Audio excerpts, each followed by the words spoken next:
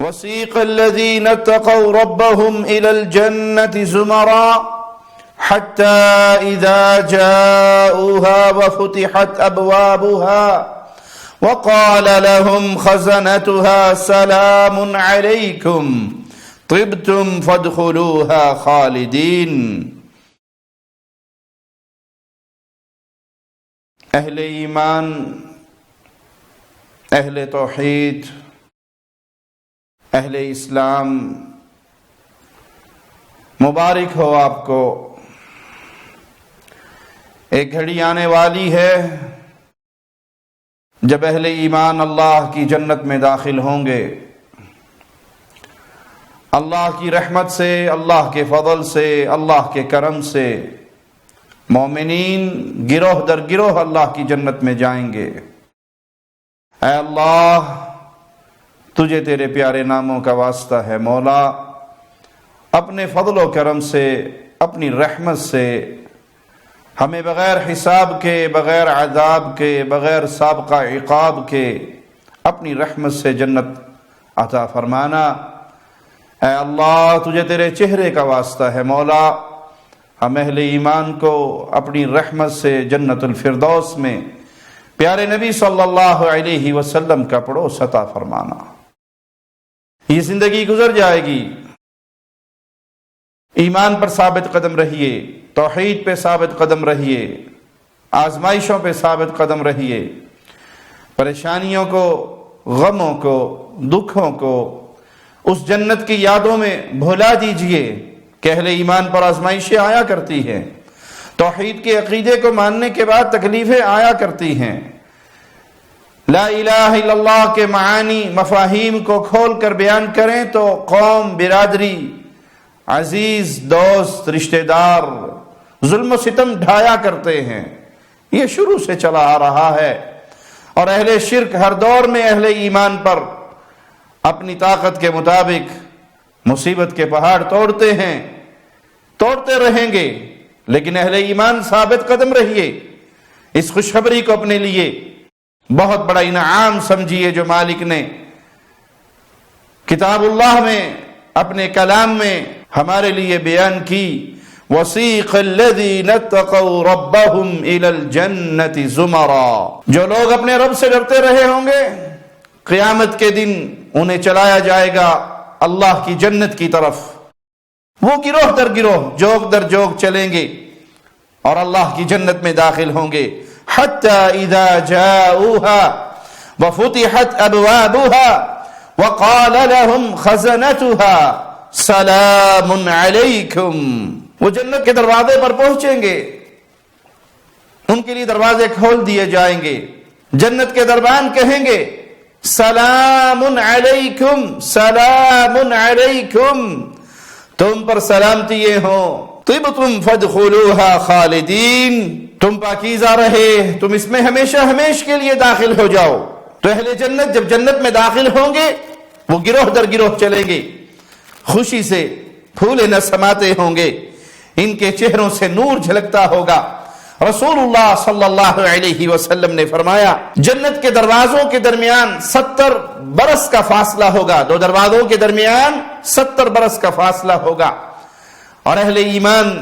اس میں سے داخل ہوں گے، اور یہ جنت کے دروازے اس وقت بھر جائیں گے۔ جنت میں پانی کا سمندر، شہد کا سمندر، شراب کا سمندر، دودھ کا سمندر، اور انہی سمندروں میں سے پھر آگے نہریں نکالی جاتی ہیں۔ یہ سب اہل ایمان کے لیے نعمتیں ہیں اس جنت میں، جس جنت کا اہل ایمان سے ایمان کی بنیاد پہ وعدہ ہوا ہے۔ ایک اور موقع پر رسول اللہ صلی اللہ علیہ وسلم نے فرمایا اس ذات کی قسم جس کے ہاتھ میں محمد صلی اللہ علیہ وسلم کی جان ہے، جنت کے دو دروازوں کے درمیان اتنا فاصلہ ہے جتنا مکہ اور بصرہ کے درمیان، اتنی بڑی اللہ کی جنت اور اتنے بڑے وہ دروازے، اور اہل ایمان گروہ در گروہ ان دروازوں سے جنت میں داخل ہوں گے۔ اہل ایمان جب جنت میں داخل ہوں گے تو ان سب کے دل ایک طرح کے ہوں گے، یعنی ان میں کوئی بغض، کوئی عناد، کوئی دشمنی، کوئی رنجشیں نہیں ہوں گی، ان کے دل پاک صاف کر دیے جائیں گے۔ نبی کریم صلی اللہ علیہ وسلم نے فرمایا میری امت کے 70,000 راوی یہ حدیث کو شک ہے کہ 70,000 یا 7 لاکھ آپ نے فرمایا، وہ سب اللہ کی جنت میں داخل ہوں گے ایک دوسرے کو تھامے ہوئے، سب کے چہرے 14ویں کے چاند کی طرح چمکتے ہوں گے۔ اس حدیث سے پتہ لگا کہ وہ ایک دوسرے کو تھامے ہوئے، یعنی ایک ہی صف کے اندر وہ اس طرح اللہ کی جنت کے اندر داخل ہوں گے۔ رسول اللہ صلی اللہ علیہ وسلم نے فرمایا جنت کے 8 دروازے ہیں، ان دروازوں میں سے ایک دروازہ باب الریان ہے جس سے صرف روزے دار داخل ہوں گے۔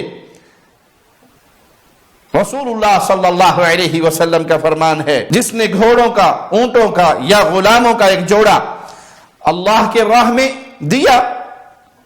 گھوڑے اللہ کے راہ میں یا اونٹ یا غلاموں کا ایک جوڑا، یہ ایک جوڑا اللہ کے راستے میں دینے والا، اسے جنت کے دروازوں سے آواز دی جائے گی کہ آ جاؤ میرے اندر سے داخل ہو۔ مختلف اعمال پر جنت کے مختلف دروازے انسان کو پکاریں گے، اور روزے دار کو باب الریان سے آواز آئے گی، جہاد کرنے والے کو، صدقہ دینے والے کو، نمازیں پڑھنے والے کو، مختلف نیکیوں کے اعمال کرنے والوں کو ان دروازوں سے بلایا جائے گا، پکارا جائے گا۔ سیدنا ابو بکر صدیق رضی اللہ عنہ وارضا، پیارے نبی صلی اللہ علیہ وسلم کی اس امت کے افضل ترین شخص، وہ سوال کرتے ہیں یا رسول اللہ صلی اللہ علیہ وسلم، انسان جنت میں کسی ایک ہی دروازے سے داخل ہوگا، لیکن کیا کوئی ایسا خوش نصیب ہے جس کو جنت کا ہر دروازہ بلائے گا؟ یعنی وہ روزوں میں بھی سب سے آگے، وہ صدقوں میں بھی سب سے آگے، وہ نمازوں میں بھی سب سے آگے، کیا کوئی ایسا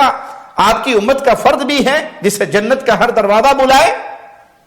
تو آپ صلی اللہ علیہ وسلم نے فرمایا ہاں ابو بکر، مجھے امید ہے تم انہی لوگوں میں سے ہو